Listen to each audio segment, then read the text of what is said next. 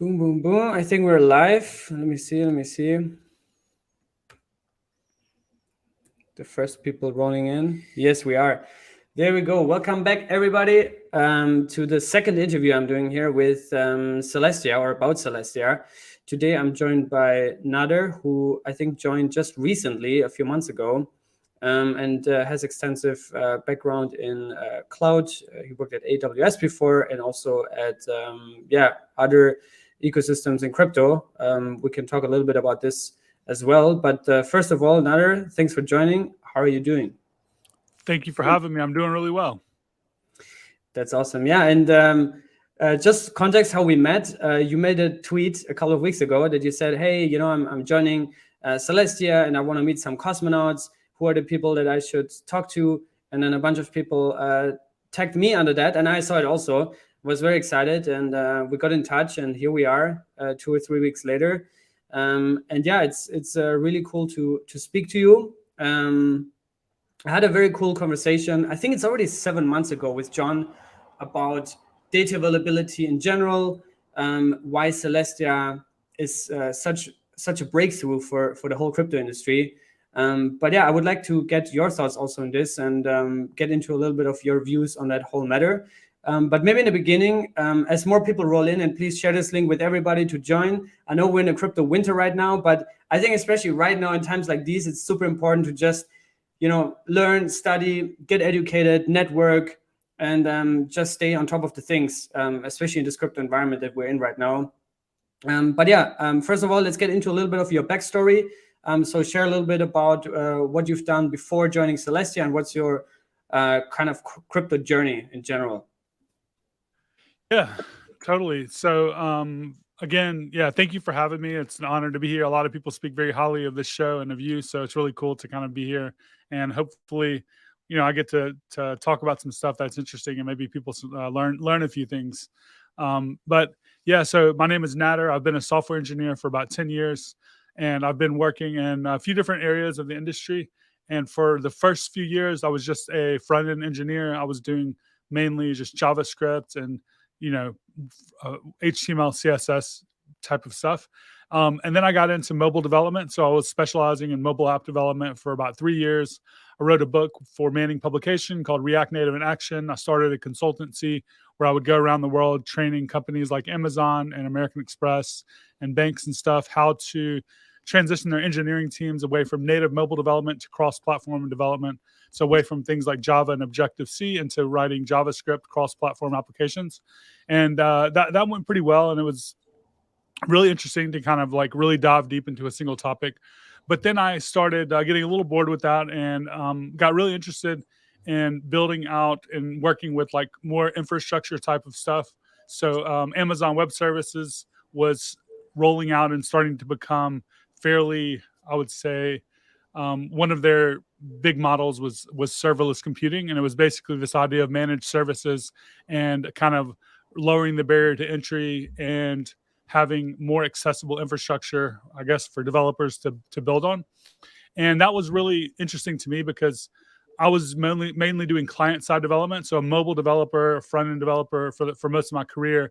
I was able to use serverless technologies to be able to build out scalable applications on the back end as well without having to kind of really, really dive deep into the back end technologies and be like an expert at database optimization or security around, managing authentication, authorization, and things like that. So I was at AWS for over 3 years. I ultimately, my last year, I was leading the global developer relations team for front-end web and mobile. And developer relations is what I started doing at AWS, and it's kind of what I've continued doing since then. Developer relations is kind of like a combination between engineering, community outreach, documentation, and just developer experience, I guess you could say. So you're kind of like helping developers become successful with the software that you're kind of working with, or really just you want to make them successful, period. But you often are obviously focused on the tech that you're getting paid to work with. So I was working at AWS for a little over 3 years. I've been investing in crypto since around 2015. And then when I started really diving into the protocols at the end of 2020, I was starting to really understand and learn about Web3 and more of the beyond financial use cases that were really starting to become interesting to me. So like for the most part, I didn't really look past DeFi or financial use cases until early 2021, when I started really getting excited about the whole ideas around Web3, which to me are the most interesting ones, have to do with public open infrastructure, that public data and public infrastructure, I guess you could say, applying essentially the same ideas that we have to open source code and open source code bases and technology, and the idea that, oh, I can build something and then someone else can fork it and they can use it as well. Like, how can we apply those ideas to data and software infrastructure? And these decentralized protocols allow that. Now, most of the use cases we've seen up until fairly recently have been like NFTs and DeFi for the most part. But like, what really caught my interest is like, what if we were to make this accessible and scalable to where we can build out other types of applications like social graphs and the types of applications that most people use on a daily basis that are not financial. So I think social graphs are a big part of that. And I think we're starting to see now where we have primitives and protocols that are kind of going to enable that next level of scale, but also global adoption. And the challenges that we have right now really have to do mainly, obviously we have some challenges around user experience, but really scaling these protocols to enable the types of throughput that we're used to seeing at AWS and at scale for these typical applications that we use on a daily basis that we don't really think about. When you think about something like Twitter, they're managing, millions or tens of millions of requests per second. We still are nowhere near that scale in decentralized protocols and blockchains and Web3. So what I'm interested in is how can we kind of get there? And I think that the approach that Celestia has taken was really resonated with me, in the sense that they not only have been thinking about this for a long time, they're actually building towards solutions that can kind of enable that next level of growth and scale. And that's kind of how I landed at Celestia. I was kind of like working in Web3 at the Graph Protocol and Edge and Node, which is another it is a developer infrastructure protocol for building out APIs on top of blockchains. But like, I wanted to work in an area that I was going to have more impact in the sense of enabling like that scale that we're kind of like looking at, hopefully moving towards in the future. And Celestia was a really interesting team, and I had the opportunity to kind of meet with them at Ethereum Amsterdam, and I approached someone there and asked if there was any opportunity to join the team, and one thing led to another, and now I'm here. That was just a few months ago, right? That was, yeah. So I've only been here for about 6 weeks at Celestia. Oh, wow. That's really cool. And just on a side note, casually, you're also running a YouTube channel that is really cool, especially for developers. So are you also like actively going to make content there around Celestia and how to build on it, or what are you doing? I typically just make all types of developer content around Web3, and I'll continue to do that. You'll probably see some modular blockchain development stuff there. So you'll see stuff with not only Celestia, but also probably Fuel and other execution environments that we're going to start seeing deployed to Celestia. And then I'll still create just random stuff that has nothing to do with Celestia, just because I really like to tinker and play around with things and experiment. And I guess one other thing I'll call out is I am the founder and also still involved with a DAO called DeveloperDAO. And DeveloperDAO has around, I guess, 8,000 or so members. And we are kind of a community of developers and aspiring developers that puts together events. We do educational content. We land a lot of people jobs in the space. So we've had tons of people that come in to the community and then end up landing a very high quality job in one of these different protocols. So yeah, DeveloperDAO is just another thing I'll shout out. Very cool. Yeah, I just also dropped your YouTube channel here in the live stream, so people can navigate there and also subscribe to your channel. But yeah, so you mentioned you just joined Celestia a couple of weeks ago. From a developer perspective, I know you talked briefly about it, but what was, if you could just nail it down maybe to one thing, what was that one thing that really resonated with you, that really got you hooked, where you said, man, this is so big, I want to be part of this, I want to join their team, I want to help build that out? What was it, one thing, maybe to a non-technical audience? How would you describe that? Yeah, I mean, it's almost like I've looked and I've tried to find where the next area of scalability is going to like happen and where it's going to come from. And I think what we've seen is like almost every layer one blockchain up until now, for the most part, is kind of taking a similar approach in the sense that they are having a monolithic architecture and in some sense or another, when we're actually talking about the true decoupling of all of these different layers. And once I started understanding like beyond just, this is kind of like what it is, like we're decoupling these different layers, and then actually understanding all of the various many different use cases and also improvements and possibilities that kind of come with that, it just kind of seemed like a paradigm shift. And whether or not, you know, it happens directly the way that we kind of think it will happen or not, it just seems like the entire industry is starting to move in that direction, you know? So I think like being able to work with the team that literally kind of created this entire idea will be a really fun and interesting ride, period. And the fact that like we are seeing the entire industry move this way just will be a good experience to kind of be part of that team and build out, you know, this next paradigm of blockchains. Yeah, so I think that also opens the discussion about like how blockchains should fundamentally be designed to accommodate all the needs of, you know, all these niches that we see. You mentioned you joined crypto in 2015 as a private investor, and I think back then it was basically only Bitcoin and, you know, some ideas about, oh yeah, this Ethereum thing is coming up, and then some wild ideas that were just ideas back then. And now 7 years later, we have DeFi, we have NFTs, we have sub niches in all these different verticals. So how would you say, as we move forward, and I know right now there's also this discussions between the Ethereum camp and the Cosmos camp, which is app chains and app chains versus rollups, basically. And then Celestia, how does that fit into this debate? Because it is a Cosmos chain, but it's also implementing rollups, right? So it's kind of like a hybrid of both. Maybe you can explain a little bit the whole architectural design of Celestia and how it's currently being built. You're on mute right now. Oh yeah, sorry. One thing to start off with is that the team at Celestia and the founders have this really strong, I would say, culture of like modularism, like not maximalism, or just generally against this idea of maximalism, in the sense that we do believe that there are going to be like many solutions and many ways to build things. Whereas I feel like what you start seeing happening somewhat in the Ethereum community, and for sure, obviously in the Bitcoin community, is this feeling of maximalism. And it seems that when you have a group of people that are like really financially invested, but they're not invested for the actual use cases that some of us like actually care about, then they only care about the financial aspect of it.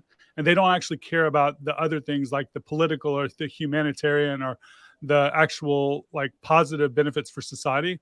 And I think like when you start seeing people that are too attached to that, then they lose sight of kind of like what we're all here to do in the first place.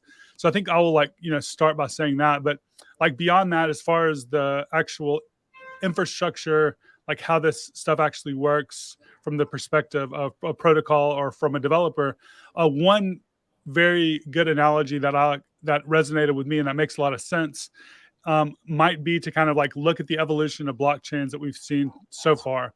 So what we had early on was the first blockchain was, you know, Bitcoin. And with Bitcoin, you also started to see other similar chains that came before Ethereum. But most of these chains, if not all of them, were just app-specific chains. And if someone wanted to build out a new application, they had to build a new blockchain or fork someone else's blockchain and deploy that from scratch. They also had to bootstrap a network. You had to bootstrap a community, validators, miners, and all of that stuff. So the barrier to entry was like really high, but also the use cases weren't very there weren't that many use cases. They were pretty much all just financial use cases. And then I think the next evolution obviously was Ethereum, where you have this machine that everyone can share, and you can deploy your own application. You don't have to bootstrap all of these things. You can literally just write a smart contract, deploy it, and you now have a way to kind of build out your own idea. Now, if you look at the evolution of computing, you see a lot of similar things in the sense of kind of how that evolved. Because when you first started, I would say like in the 90s, and you wanted to build a website, you probably needed to either have your own server or use someone's server that existed physically and have it all set up. And it was quite a bit of work. And then what we saw that evolved from that is that you started seeing this idea of shared hosting.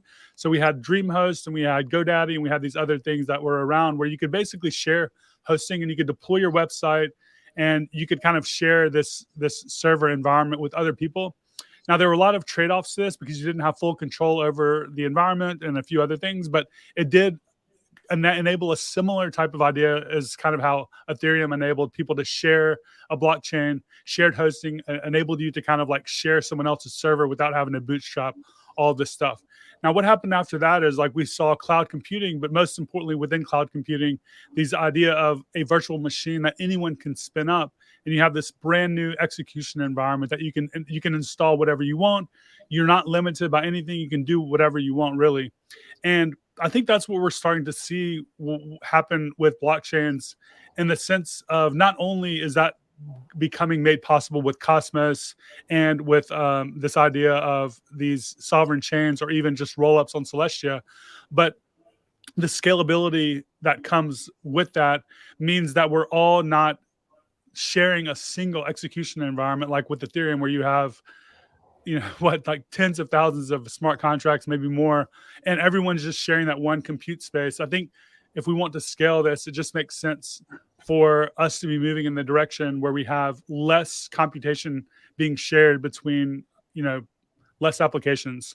So with Celestia, the core thesis is that if we separate all of these layers completely and we allow each layer to specialize, then we can have a more performant and more scalable system. So when we say like, what are these layers? Well, we're talking about consensus and data availability. We're talking about settlement. And we're just talking about execution. Now, I think the main difference, though, between Celestia and anything else is that Celestia just doesn't even have the concept of execution or settlement at all. So it doesn't even have the option. So you can't choose to do that at all. So there is no settlement. There is no execution. The only thing that Celestia does is allow you to post data, and then and Celestia orders that data. There is no verifiability of that data. There is no execution or anything like that. And that allows a lot of different use cases, because then you have a lot of different things that can be done to choose the stack that you want to work with, choose the execution environment, choose the ecosystem that you want to work with. You're not constrained to Ethereum. You're not constrained to anything, really. You can deploy Fuel. You can deploy even Solana sea level. You can deploy EVM, Optimism, Arbitrum, whatever you want. And you can either deploy this, you can deploy it in a bunch of different ways. So you could deploy, obviously, as a sovereign rollup, but you can also deploy something that's called Celestiums, where you're kind of leveraging Ethereum as the settlement layer, and you're using Celestia as the data availability and consensus.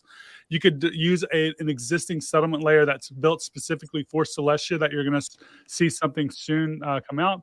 But there's about 5 different ways that you can build. If you look at my pinned tweet, I think I have something about that as well there. But yeah, I would. Quite a nuanced topic. Can you see because I just shared the screen. Can you see that? Yeah. I'm just sharing your the tweet that you made. And I think this is the whole visualization of what you just described, right? So you have the execution layers on top, and then you have a settlement layer, you have the consensus layer, and then you have a data availability layer. And then that's where Celestia plugs in, right? So you don't depend, and you have more flexibility, and you can offload that traffic. So yeah, I think this is a good visualization of what you just described. Yeah, that's that we put that visualization together and wanted to kind of have something that was just easy to kind of just take a look at and kind of get a good idea. And I thought that was a nice, concise way to kind of put it together. Yeah. And then you have something like, for example, DYDX, right? DYDX, they were, I think, on top of Starknet, right? Which is a scaling solution on top of Ethereum. But they moved away now, and they're going to spin up their own Cosmos chain. So can you walk us through a little bit why you think they did this, and how this would have? Do you think, for example, because Celestia is still not in mainnet, right? It's still a couple of months out. Do you think if Celestia would be out there, that this would be an even better solution for them? So I hate to say like better or worse. And in fact, I think it's all about just trade-offs. So I guess you could look at all the trade-offs and say, okay, this is better or this is better. But like, it makes sense because like, obviously we don't even have our mainnet launched. But even if we did, I still think that there is less of a concept of us saying this is better or this is worth, and more about, okay, this is how this works. This is how this other option works. Here are the trade-offs, and for your particular use case, you should choose what works best for you, you know? And I think that's kind of the direction that we should be more focused on around you know, having these types of discussions. Now, if you want to know like why they decided to move that direction, I mean, one of the things they spoke about a lot was scalability. They just were not being able to handle the number of transactions that they needed to per second. You also saw what happened with Ethereum there was an NFT drop a few months ago where I think it was the Bored Ape Yacht Club. They released like a new NFT, and like everyone's shilling like L2s on an Ethereum, right? And it's fun because they are offering better scalability, and they'll get better and better like as we move forward. But one of the things that we need in order to, again, onboard the next 100 million or billion people is we need a very, very low cost execution environment. And we also need it to be, I would say, accessible in the sense that like most people are going to not want to have to worry about how much they pay per transaction today versus tomorrow. So what happened during that NFT drop was like everyone's saying, oh, L2s are where it's at. But if you end up seeing an increase of throughput on the layer one, on the settlement layer below it, then the fees for everything up there on top of it actually rise. So we saw L2s that were a few cents to maybe 50 cents per transaction bump up to the $50 to $100 per transaction because of the increased throughput on the L1. Now, to me, that presented such a massive problem that it made me kind of reconsider my entire like view of like where we were headed with the scalability solutions, because like what we need is a consistent cost system. Like we should not have to, and if we can't be completely consistent, which is probably not going to happen, we need to be somewhat consistent. Like we can't expect someone to transact in another part of the world where like what we need are these like 50 cent, $1 use cases where I can buy a cup of coffee. And if your transaction fee is going to be equal to that or even close to it, at the end of the day, we need less than 1 penny transactions, and we need that to be regardless of the scale of usage. So, yeah, so taking a step back from that, some of the innovations and things that are happening that are kind of like being implemented not only in Celestia, but in the industry as a whole, kind of being, I would say, regarded, and probably we're going to see a lot of other like similar implementations kind of address that. And I think one of the core innovations was the paper that was written by Mustafa and Vitalik around data availability sampling and I guess it's erasure coding around how you might be able to increase block size without I would say increasing block size and increasing throughput without reducing decentralization, and also being able to kind of just have a lower cost and more consistent cost per transaction. Yeah, and I'm glad that you already brought up the term data availability, because that's one of the breakthrough technologies that Celestia brings, right? And I think the whole monolithic and modular approach, I think this is very well explained. I think that helps a lot for the community to really understand the core benefits of that design intention. But yeah, explain a little bit more what data availability sampling means and why it's so important. Yeah, so this is a pretty nuanced and complex topic, so I'll do my best to describe it as best that I can. But so data availability sampling is essentially a way to enable users or anyone to run a light client that has almost the same security guarantees as a full node. So what we see in most blockchains, or I guess in all blockchains, is that you have two types of nodes. You have a full node and you have a light node. Almost everyone is running a light node because the requirements technically and also hardware and things like that, and maybe even financially, to run a full node often are too much for most people. So you end up seeing most people running a light node. But with data availability sampling, let's take another step back and continue on the conversation of the differences between a light node and a full node. A light node does not do as much as a full node. A full node basically downloads all the transactions in the block, executes them, and comes up with the current state, and then you're kind of working with from there. A light node only downloads the block headers.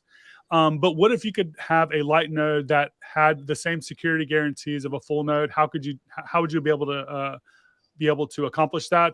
And the way that you do that is through fraud proofs and validity proofs.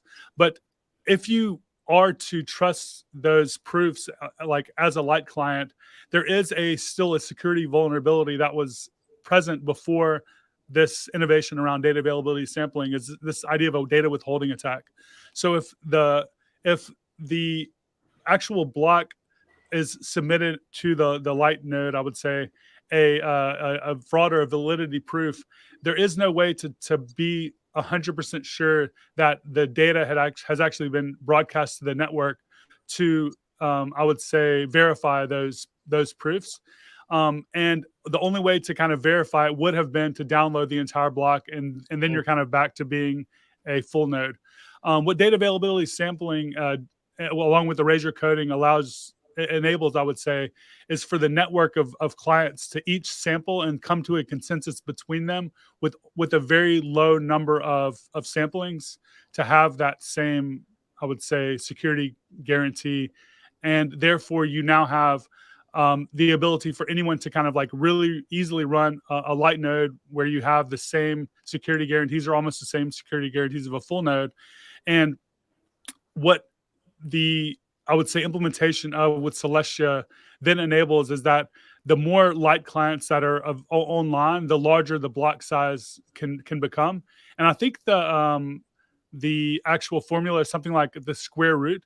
So if you end up having like a 1 megabyte block, and you have, I would say, versus maybe a larger, like 1,000 megabyte or 1 million or whatever the square root of that would be kind of like how much data you need to process. And therefore, the larger the block, the more scalable that of a system that you're able to accomplish.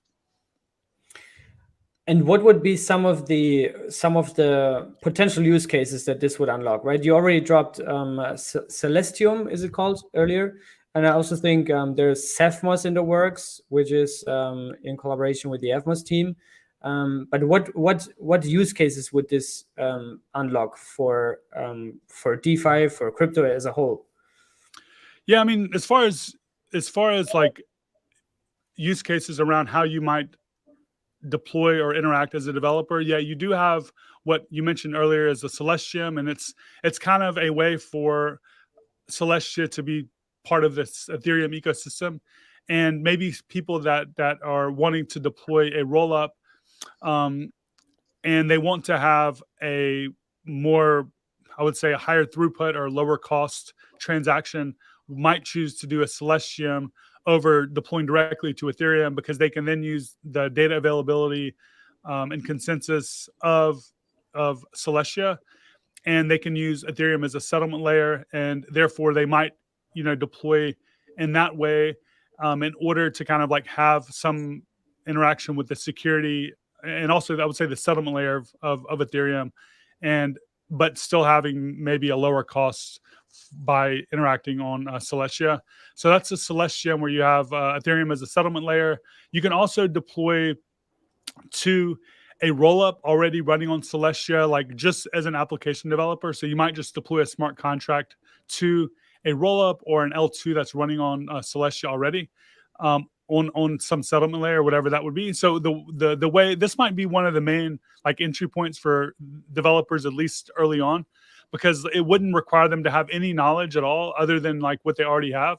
So once we have, you know, the I would say maybe the mainnet or incentivized testnet running, and we have a little bit more maturity in the entire ecosystem, you're going to see things like Optimism and Fuel and other different execution environments that are going to be deployed and open for anyone to use. So a developer can just pick up Solidity or maybe Sway or whatever their favorite language is and start writing some code, and all they need to do is just deploy like they would already, and that are now like interacting in this modular world.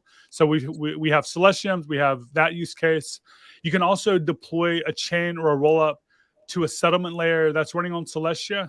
So that's maybe not Ethereum. So we are going to see settlement layers that are built specifically, you know, for Celestia. There's already a couple that are already being built, but this would make it really easy to the settlement layer will be built specifically to enable these rollups to be deployed without having to write a lot of code, basically.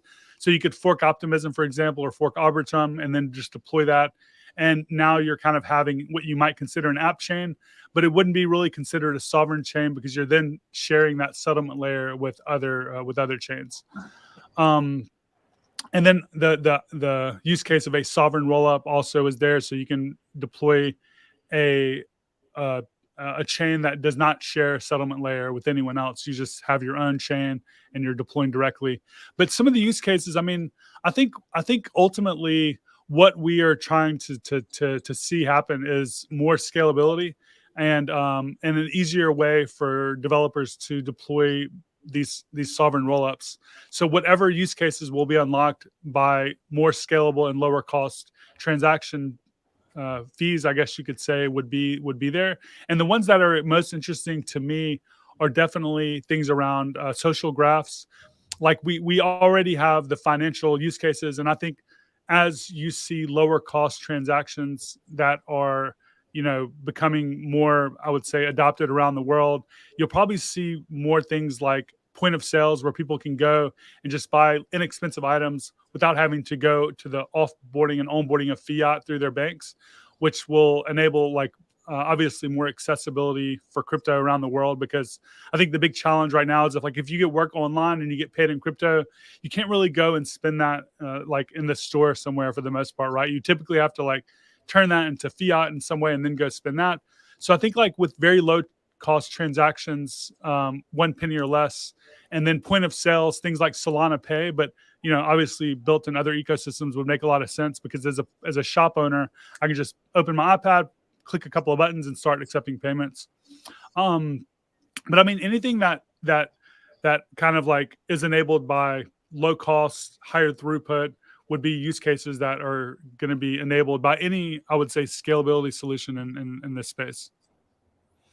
Do you know, is there anybody working on some solution for Bitcoin? Because as of my knowledge, Lightning is not really gaining as much traction as, you know, the core Bitcoin community, I think, was hoping for. I don't know what's the current stage, and you know, I haven't followed up with that. But is that also something that could potentially be, you know, more scalable and also more decentralized without having these core dependencies to depend on Celestia? Or you know, I've seen something like Stacks, which is a developer ecosystem being built on Bitcoin. yeah. Let me see if I can look Yeah, more I into think that. there's a couple of Stacks. Yeah, there's another one or two. I think also RSK, Rootstock, they're also building something. Yeah, I mean, I don't see a ton of developer adoption because I work a lot with developers. I do see a few people that are really good and passionate in that ecosystem that believe in it. So there could be something there, but I also have to just throw out there, like, the narrative around Bitcoin, their consensus mechanism is actually a barrier for them, in my opinion, because you have this narrative in the popular culture around the environmental impact of proof of work. Now, I can argue, or anyone can argue, whether that's true or not, but what really is going to matter is like the narrative And you see governments around the world passing legislation even that are kind of against proof of work. And with solutions like proof of stake and others that are not environmentally harmful, quote unquote, depending on like how you review it, it just seems like continuing down that path is probably not the smartest like move, in my opinion, because like you have so many things that you have to fight against. Having that in addition to all those other things just seems like a tough battle. Yeah, it's funny. I think the Bitcoin community, core community, or I don't know if they're like maxis or whatever, but I think they're trying to create this narrative that every proof of stake chain is a security, and they're trying to also like tell the regulators like, hey guys, you know, like this should all be forbidden and prohibited, and you should go against this because it's all securities and, you know, fraud, and it's all a scam. So, but yeah, I think sad. Yeah, it's sad. But yeah, I mean, you know, the thing is, like, it's because you were talking about, you know, adoption, and I'm just thinking also, you know, in countries like Latin America, or in continents like Latin America or Africa, where, you know, there are a lot of like point of sale transactions happening already today with, you know, crypto or such, because their national currencies are hyper inflated and they are forced into alternatives. I think that there needs to be maybe like more alternatives, more scalable solutions, faster solutions, better solutions. I don't know. Just thinking that, you know, Bitcoin as a roll up on Celestia could be a cool way to go for it. Why not? Yeah, I mean, I think that we are moving. I think we need to. I think one thing we need to figure out for this world to exist might be, how are you going to have like cross-chain communication at scale? And I think that's the only thing really that's going to be unlocking like everything at this point, because if anyone can just click a button and spin up their own chain, and then those chains can like interact with each other, then we now have the same type of scalability mechanisms that we see in the quote unquote Web 2, where people are just spinning up their own databases and their own servers and then talking to each other through APIs. So, I mean, I think the idea that in the past that we can all share one execution environment, like, I mean, it's kind of like absurd at this point, right? Like when we think about it, because like we have DynamoDB on Amazon handling 100 million operations per second, 100 million per second. And this is for one application. This is for Amazon during Prime Day. Now, look at Ethereum. It's 10 or 20 or 30 transactions per second. The scale that we're talking about is like so off from where we need to be. And I think like we need a paradigm shift for how we kind of approach these things. And I think the modular approach is the next place that we're moving to in this paradigm shift. Now, whether or not this, where we are headed right now, is the final place to be is unknown. It probably isn't, right? Like we're probably going to see additional things that are going to happen, but this is a step function improvement over everything we had before, at least in my opinion. Would you say that Cosmos is ahead of the curve too, with their app chains and things like that as well? So yeah, I was going to ask, like, do you think the modular approach and the app chain approach are completing, like, or complementary, or are they more competitive? Yeah, complementary for sure, because they're both taking a very similar approach. They both have very similar properties and benefits. And I think now you have options like, what language do you want to write? You know, which ecosystem you want to build in. You can do that, and you can build with Go. You can build with Rust. You can build with Solidity, and you're able to do all these things. And the less that we look at it as a competition, and the more that we look at it as complementary, the better, in my opinion. If someone likes Cosmos and someone loves Go, like, there would be no reason for anyone to try to convince them to use something else. Whereas, like, I think what you see again in some of these other ecosystems is like, you mention that you like something or whatever, and then you have like 1,000 people in your mentions like trying to convince you to do something else when the thing that you're using is working. So the thing you're using is working, like, just keep using it. Yeah, the crypto space is very tribal sometimes. But yeah, you mentioned interoperability or cross-chain communication also to be one of the main factors that will drive mass adoption, I guess. So to which degree do you personally, or do you guys at Celestia also find the core properties of Cosmos, you know, with IBC and that whole narrative around creating seamless connectivity between chains? How much do you think that's a a unique value proposition that Cosmos has as a whole ecosystem compared to anything else out there? I think it's a very powerful and unique property for sure. I think that to get similar types of interoperability, we're going to need more work in other ecosystems, I would say, that are not Cosmos. Yeah. And then shared security is also a big thing. Also recently now with the Cosmos Hub implementing Interchange Security with the first consumer chains going live, I think is probably in the next couple of weeks already. I get this question a lot now. Celestia also offers shared security. Do you think that's going to be competitive now to the Cosmos Hub? Do you think that Celestia shared security model is going to make the interchain security model of the Cosmos Hub obsolete, or what is your take on that? No, I don't think so. I think they're going to have their own trade-offs again. I think that they're very similar. And from what I understand, Interchange Security probably trades a little bit of sovereignty for being able to slash more funds. And basically, with the Interchange Security requirements, I believe you need governance proposals to add new chains. So it's kind of more of a way to add subsidiary chains under a holding chain rather than a scalable shared security solution. So I think like they have their trade-offs in general. And I think that one of the main differences that might be that because you literally don't need to bootstrap a new validator set at all, and you're not sharing a validator set at all with Celestia, you're kind of just leveraging that underlying, data availability layer. That might be the main difference. But again, I don't think it's probably as much of a concern for most use cases. So I think like they're very similar in a way. Yeah, and I think also in the end of the day, it comes down to options.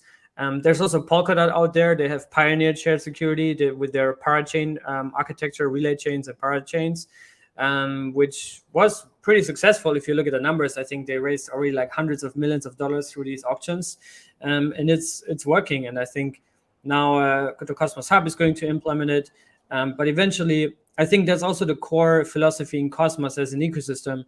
Is there's nobody that is saying this is the only chain that's going to absorb all the traffic. There's multiple chains that want to implement also interchain security since it's open source code. Like I think JUNO has looked into this. Even Evmos, I think they will also implement a version of interchain security, or UMI. And I think it's really interesting to see how that traffic will be split up, and eventually. A lot of them will probably get some sort of traffic. Doesn't mean necessarily. I think like in crypto, we always have this mindset that like, oh yeah, especially the coin that I'm holding, that must be the one that, that wins, that destroys everyone else. And whatever you hold and I don't hold, I hope it fails, right? So I think yeah, that's the difference between like traditional software and crypto, is that you do end up having these financial incentives for people to often show their own thing. And I think a way to get away from that, like as a developer, is to maybe like find a way to make money regardless of like who wins, and like and then obviously if you want to invest, maybe invest more more diverse, in a more diverse way, so you're kind of touching everything, and therefore you have less of that type of like feel. And I think that it's also the ethos of like the types of developers that you see out there and stuff. Honestly, I think the more someone is like into engineering and writing code and being involved in building stuff, the less they are likely to kind of be that way. I think often the people that you see doing that are just mainly investors, and they're not really concerned with anything else. Yeah, 100% agree. Maybe a final topic that we can cover before we do some of the questions from the community. Maybe you can share some of the most recent development updates and also some of the cool stuff that you're right now working on, and what is kind of like the 3 to 6 months short midterm roadmap for Celestia. Yeah, absolutely. So we have a lot of developer-facing roll-ups, execution environments, and things that are going to be rolled out soon. So I think what you're going to see is that we now have a couple of places where developers can actually write smart contracts and things like that should be coming out in the next maybe month or two. And therefore, we're going to have like our first opportunity for developers to kind of like get their hands dirty, building smart contracts and applications in on a modular stack. And that's going to be really exciting to see. You're also probably going to see Fuel launching their DevNet or their testnet at some point. And then hopefully we're going to have a way for Fuel to be deployed at some point in the future on Celestia. So I think the combination of Fuel and Celestia is like a really powerful combo and one of the more exciting areas that I see out there. So I think keeping an eye on Fuel as a developer would be something to definitely do. And as we start rolling out these different developer-facing execution environments and things, we're also going to start doing a lot more stuff with the community. So we're going to have a lot of new ways for the community to get involved, and that's going to be leading up to the incentivized testnet. And the incentivized testnet is going to be something that's launched towards the end of the year, probably around the time when we launch our token. Launch our token. That's a very interesting word, and the community would roast me if I wouldn't ask you about updates on that. I don't know. I know it's still very early, but do you have any insights? Are the conversations already rolling? Like how that would be designed? Also in terms of the rollout of the token, do you think? Do you also like talk about potentially giving out an airdrop for the community to bootstrap the initial user base, or what's the hottest and latest with the token? Yeah, all those things are being still discussed, and I'm not part of most of those conversations. No airdrop has been announced yet. So just keep an eye out for any updates through our Twitter if you're interested in any of these topics to probably learn more, and maybe in the Discord. Anytime, obviously, that we have anything publicly announced, we usually it goes out on our social media and also in our community. So, yeah, but again, I'm not really that involved in those conversations. Yeah, fully understand. And I think also it might make sense to join us at Cosmoverse later this year. I don't know if you personally will be there, but the Celestian team will be represented. I think Ismail is going to make it for sure. And then there might be more updates then, late September. If you can't make it there personally, also to the audience, we'll also have a live stream of the whole conference, and every talk will be broadcasted there. But yeah, so let's do some questions, some community questions. Blake asked here in the live chat whether which Celestia configurations do you see being the most popular ones? Yeah, the top three that I think we're going to see are, once we have a really, really simple way to deploy as a sovereign rollup, like a one-click or one-liner, like on some type of command line interface that we build, deploying a sovereign rollup, making that as easy as deploying a smart contract. That's going to be a very popular use case.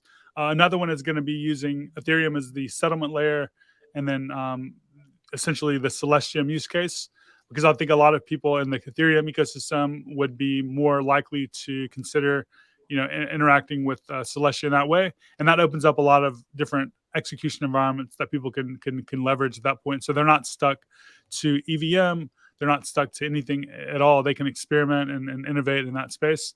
And then the last use case is going to be really, I would say, execution environments that are built specifically for the modular stack, like Fuel, having those deployed on some type of settlement layer that's already kind of like managed and deployed already. So as an application developer, you can just write some Rust, which is actually Sway, and then deploy your application without having to deal with anything else. And then you're going to be having a very fast and performant and scalable execution environment. So I think those are probably the three most interesting use cases. I think the thing that interests and excites me the most is when we get to the point where you can deploy Fuel as a specialized modular execution environment as a sovereign rollup just as easily as you can deploy a smart contract. I think that's the future that we're all excited about heading towards, or at least I am. Yeah, I just had to block there was a scam account. Guys, don't fall for these things. There's a lot of spammy accounts that do fake giveaways or stuff like that. It's hard to get rid of. It's so hard to get rid of. But yeah, so I wanted to also ask in that context, given your background, obviously with Edge and Node, I think it's called, and Arweave, is that also some potential use case that you could bring, with your network, your experience, that they would deploy on Celestia?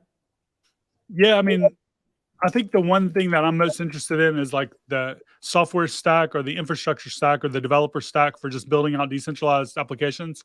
And I think that Arweave is awesome because it actually interops with pretty much everything. And the way that I look at it is like in the traditional tech stack, you have authentication, you have databases, you have servers, you have like client side, you have file storage, you have all these building blocks. And then using those building blocks, we can build Twitter, or we can build Facebook or whatever. And in the Web3 stack, we also have this same set of primitives. They're different, but they have some overlap. And one of the most used primitives in the Web2 space is file storage. And what you typically would do is like store a file in Amazon S3, and then you anchor the hash to that file like in a database. The way that we do that in Web3 is that you do the same thing. You upload your file to a Web3 protocol like Arweave or IPFS, and then you anchor the hash to that in a chain, because then you're not using that very expensive execution environment to store a large blob. You're just storing like a small string, and then you reference that somewhere else. So I think it's all very interoperable. With the graph in particular, I think we'll see probably some interaction or integration between Celestia and the graph, either directly or through the execution environments that are deployed on Celestia, because what the graph provides is that indexing and querying protocol. So if you don't want to build out your own database and have to write all of that code to index all of the transactions and all that, you can just use the graph. So I think we'll see some of that. But I think the thing that I probably like understand and maybe bring to the table the most out of like all of that stuff is just understanding the entire like ecosystem and the tech stack and the use cases that people kind of want to build on when a developer enters this ecosystem, enters this space for the first time, either as a new developer or someone coming from maybe Web 2, quote unquote. There's just so many things happening, and it's really hard to parse like what is good, what is bad, like what is a scam, like what is actually something that you want to use. And I think like distilling the good things from the bad things and presenting them in a way that's easily leverageable so they can actually build something that is useful, like is a really interesting area that I like to focus on, because there just isn't a lot of stuff out there right now, I would say. Yeah, for sure. Let's do a couple of questions from the Twitter community. Tiago was asking, I'd like to know how much Celestia and its rollups can help other Cosmos chains to scale TPS. We know that ETH is claiming 100K TPS with its rollups, so I suppose Cosmos would be much more, despite its horizontal scaling structure already allowing a lot of TPS. Yeah, I think it just depends. This is hard to just say like any type of exact numbers or anything like that. It really depends on the rollup itself. You know, so like certain rollups, certain L2s are going to have more throughput than others. But I think Celestia as a data availability layer provides so much more throughput than anything that we've really seen before. That oops, it looks like my mouth is bleeding. I had done a surgery earlier today. Hold on. The dentist. I went, yeah. So anyway, it's starting to bleed a little bit.